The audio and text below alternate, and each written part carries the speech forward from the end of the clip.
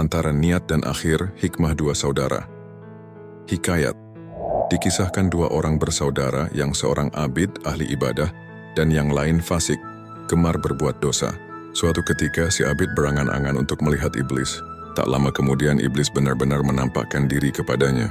Iblis berkata, "Sungguh sayang engkau telah menyia-nyiakan 40 tahun waktumu dengan mengekang diri dan melelahkan badanmu.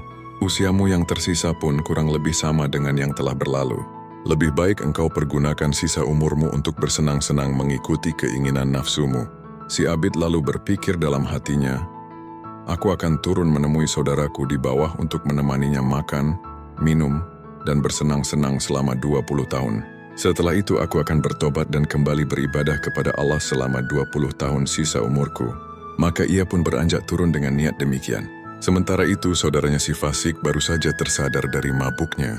Ia mendapati dirinya dalam keadaan yang sangat buruk, pakaiannya terkena najis dan tubuhnya terkapar di tanah dalam kegelapan.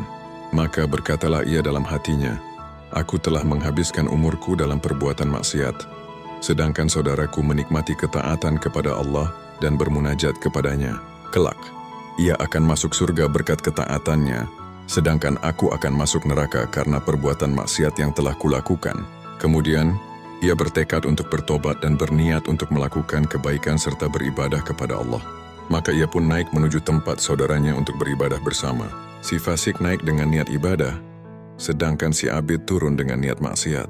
Ketika sedang menuruni tangga, si abid tergelincir dan jatuh menimpa saudaranya yang sedang naik. Karena ajal telah tiba, keduanya meninggal dunia.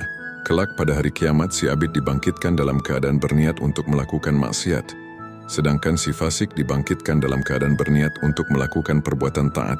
Diterangkan dalam kitab Al-Majalis Al-Saniyah Al-Drawas. Kesimpulan, hikayat ini mengajarkan tentang pentingnya niat dalam Islam.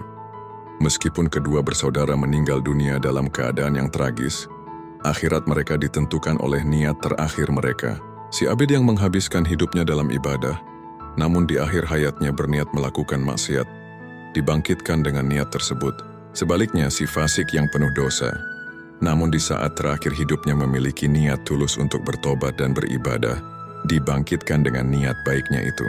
Kisah ini menjadi pengingat bahwa Allah melihat hati dan niat seseorang. Amalan lahiriah tanpa disertai niat yang ikhlas dan benar tidak akan bernilai di sisinya. Sebaliknya, bahkan di saat-saat terakhir sebuah niat baik dan tulus untuk kembali kepada Allah dapat membawa rahmat dan ampunannya. Hikayat ini juga menunjukkan bahwa takdir Allah Maha Kuasa, dan terkadang jalan hidup seseorang tidak terduga, namun niat tetap menjadi